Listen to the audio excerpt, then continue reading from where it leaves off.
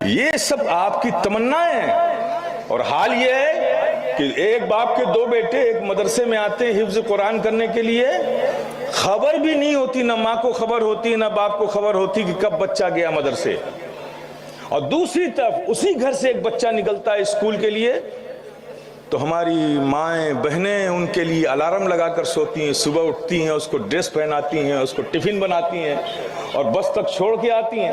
ایک بچہ اسکول جائے تو اس کے لیے اہتمام ہے، دوسرا بچہ حفظ قرآن کرنے کے لیے آئے تو اس کے لیے کوئی اہتمام نہیں، کب آتا ہے کب جاتا ہے خبر بھی نہیں ہوتا۔ ان سب کے پیچھے سوچ کیا ہے؟ چونکہ آپ نے ان بچوں سے کوئی اپنی تمنائیں نہیں جوڑ رکھی ہیں، چونکہ معلوم ہے کہ بچے آپ کو کیا دیں گے، یہی آپ نے غلطی کی کہ یہ کیا دیں گے۔ آپ نے صرف دنیا کو سامنے رکھا، پوری دنیا، پوری انسانیت میرے پیارے، پوری انسانیت دو چیزوں پر ٹکی ہوئی ہے، فائدے کا حصول اور نقصان سے اپنے آپ کو بچانا، صرف اسی پہ ساری دنیا بھاگ رہی ہے، دوڑ رہی ہے، یہ دو ہی چیزیں اس کے سامنے رہتی ہیں اور یہی ہم بھی کر رہے ہیں۔ لیکن ایک مومن میں اور غیروں میں فرق یہ تھا کہ وہ دنیا میں فائدے کا معیار دنیا کے حساب سے نہیں بناتا تھا، بلکہ فائدے کا فیصلہ رب کی رضا پہ کرتا تھا، دین کے احکامات پہ کرتا تھا کہ ہمارا رب کس چیز سے راضی ہو اس میں وہ فائدہ دیکھتا تھا، اور دنیا کی انداز پہ سوچتی تھی کہ فائدہ کس میں ہے۔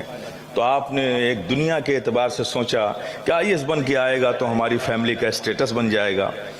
میرے پیارے، لیکن میں بتاتا ہوں آپ کو، یہ جو بچے ہیں، جو نادار بچے نظر آ رہے ہیں آپ نا، ان کی عظمتوں کو آپ ڈس ویلیو نہیں کر سکتے۔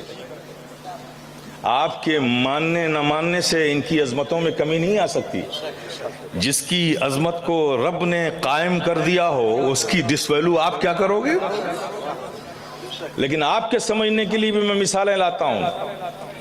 آپ ذرا غور کریں کہ ایک بچہ وہ جو اسکول جاتا ہے اس کے سروں پر آپ کی تمناؤں کا سایہ ہوتا ہے کہ بچہ پڑھے گا، ڈاکٹر بنے گا، انجینئر بنے گا، IAS بنے گا، IPS بنے گا، یہ سب تو تمنا ہے نا، سایہ ہوتا ہے، آپ کی تمناؤں کا سایہ ہوتا ہے۔ اور وہ بچہ جب گھر سے حفظ قرآن کرنے کے لیے مدرسہ آتا ہے تو میرے پیارے جانتے ہیں آپ، اس کے سروں پہ فرشتوں کے پروں کا سایہ ہوتا ہے۔ تو مجھے انصاف سے بتاؤ، آپ کی تمناؤں کا سایہ زیادہ افضل ہے کہ فرشتوں کے پروں کا سایہ زیادہ افضل ہے؟ فرشتوں کے پروں کا سایہ زیادہ افضل ہے۔ اس لیے کہتا ہوں نا کہ وہ ماں باپ خوش نصیب ہیں جن کے بچے حافظ قرآن ہوئے، وہ محلے والے خوش نصیب ہیں جس محلے میں حافظ قرآن رہتے ہیں، کم سے کم اسی بچے کی وجہ سے اس محلے میں فرشتوں کا آنا جانا تو ہو گیا۔ کتنے خوش نصیب ہوتے ہیں میرے پیارے۔ تو ان کو جب بھی نظر سے دیکھنا، محبت کی نظروں سے دیکھنا، عزت کی نظروں سے دیکھنا، اب یہ فیصلہ کرنا ہے کہ کون زیادہ باعظمت ہے۔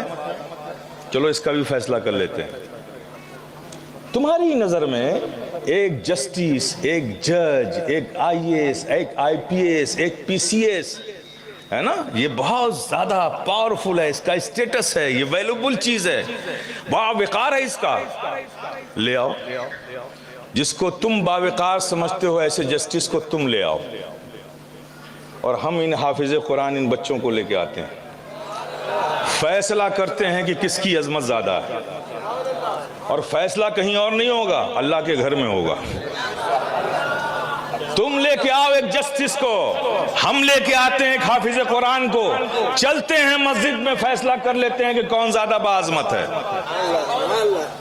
جب دونوں مسجد میں آئیں گے تو تمہارا جسٹس مسلح پہ نظر نہیں آئے گا، یہ حافظ قرآنی آگے نظر آئے گا۔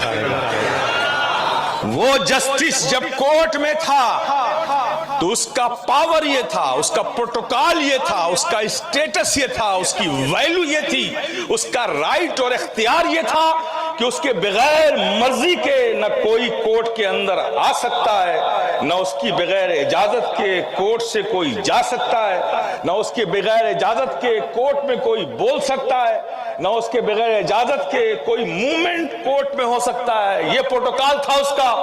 ایسا جج جس کی حکومت کوٹ میں چلتی تھی، اس جج کو لائے جب ہم خانے خدا میں اللہ کے گھر میں، ادھر سے اس حافظ قرآن کو لے کر آئے تو آنکھوں نے دیکھا تو کیا دیکھا کہ حافظ قرآن تھا، وہ مصلے پہ تھا، وہ جسٹس پیچھے تھا، اس کے حکم سے لوگ اٹھتے بیٹھتے تھے کورٹ میں۔